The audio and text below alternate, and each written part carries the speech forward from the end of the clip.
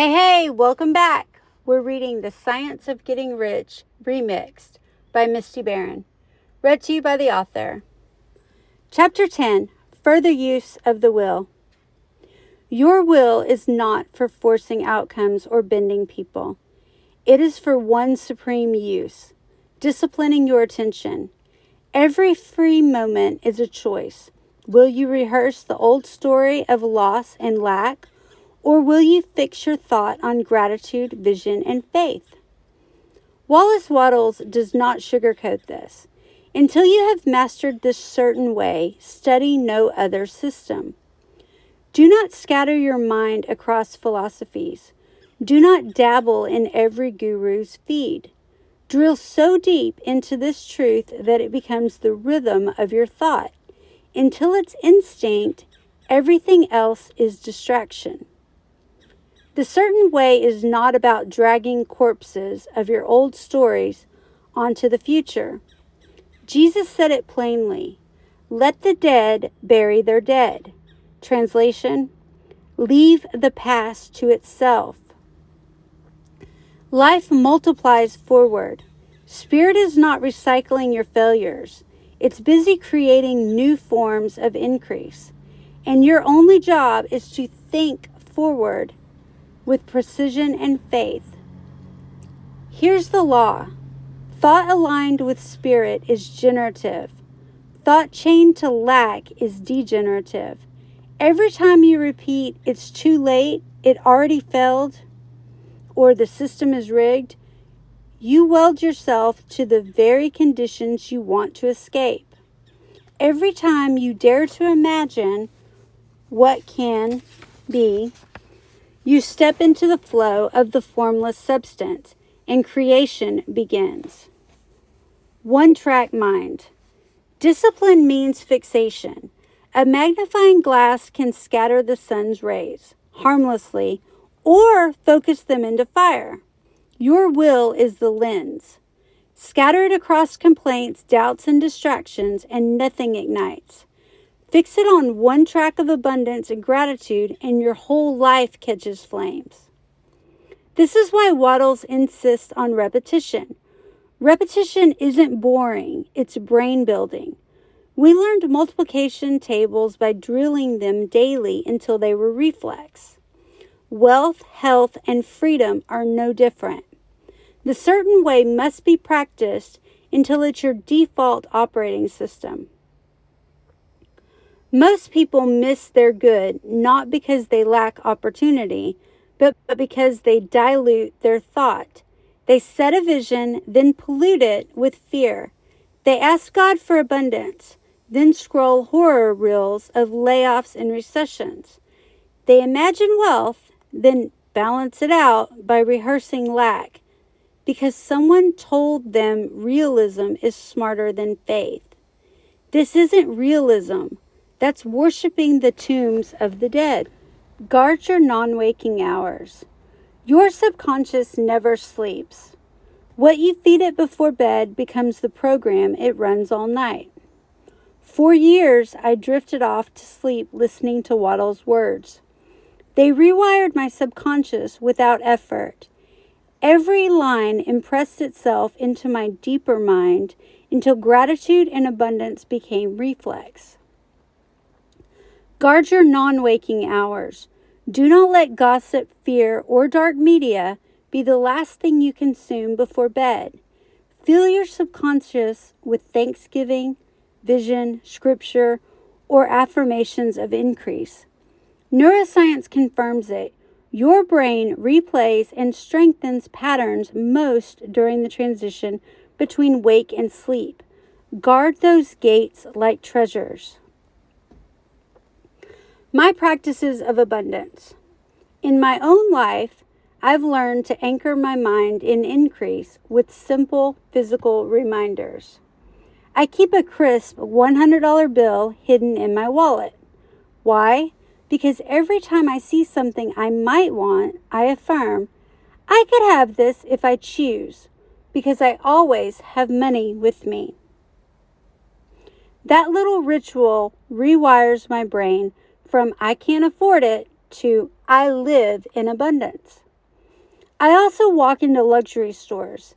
Tiffany & Co. is a favorite, and I act as if I can buy anything I desire. I browse slowly, touch the merchandise, carry myself like a rightful heir instead of an outsider. It isn't about spending recklessly. It's about training my nervous system to feel at home with wealth. And when I do buy something, whether it's a pair of shoes or a tank of gas, I hand over the payment with a smile and say out loud, "What a bargain!" Because here's the truth. Everything I buy is a bargain if I bought it in gratitude, aligned with vision, and certain that money will circulate back multiplied. These practices aren't superstition. They're psychology. They're faith in motion. They keep me anchored in a certain way when the world screams the opposite. Modern proof. Look at Peter Diamandis, founder of the X Prize and co-founder of Singularity University. While the world fixated on limits, we're running out of resources, energy, space, he locked his thought on abundance. He dared to hold a clear vision of exponential solutions, private space exploration, global internet, medical advances powered by AI. He wasn't competing for scraps. He was creating new industries. Diamandis didn't waste thought on the dead, the naysayers chanting doom. He wrote, "Abundance, the future is better than you think," and then proved it by funding competitions that unleashed human ingenuity. Out of that vision came breakthroughs in energy, medicine, and even space travel. He lived Wattles' law. Hold the vision in a certain way, and reality must align. Narrow focus, living inferno. This isn't about working every second. Rest is holy. Play is medicine. But ask yourself, are you resting or are you sedating? Netflix and chill into mediocrity is not rest. It's surrender. True rest restores you for creation. True play fuels vision. Your will must be that sharp. Every free moment is practice. Gratitude, vision, better stories, or mediocrity wins. Wisdom across traditions. Every wisdom tradition says the same thing in its own language. Buddhism calls us to release attachment. Hinduism teaches that the self is not bound by past karma once awareness awakens. Islam commands that we never despair, for despair denies God's mercy. Judaism insists we must choose life. The message is universal. Release what drags you backward. Fix your thought on the living story of abundance, and use your will to hold your mind steady there. Focus equals fire. Scatter your will, scatter your results. Fix your will, ignite reality. Guard waking hours, guard sleeping hours. Let the dead bury their dead. Live the new story. Bottom line, will is not for force, it's for focus. Every moment of attention is creation. What to do next? Spot the drift.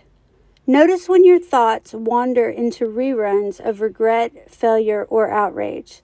Say, "That's the dead. I choose life." Then redirect to your vision. Do this 5 times this week. Track what you were thinking about before the drift. Patterns reveal your default programming. Anchor wealth. Try my practices. Keep a bill in your wallet, visit luxury stores without fear, or bless every purchase as a bargain. Let your body feel abundance as normal.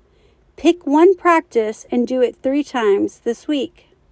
Guard the flame. Each morning, set one clear picture of what you desire. Return to it throughout the day, refusing to water it down with fear or complaint. Write it down at morning and evening to bookend your day. Spark query. Why is it that when I fix my mind forward, disciplining my attention in a certain way, the living abundance of source energy rushes to meet me? Thanks for hanging out with me. See you next week for the next chapter of The Science of Getting Rich Remixed by Misty Barron, available on Amazon. Hey, if you like this chapter, would you please like, subscribe, share with all your friends? They need to know how to get rich too. Sharing is caring.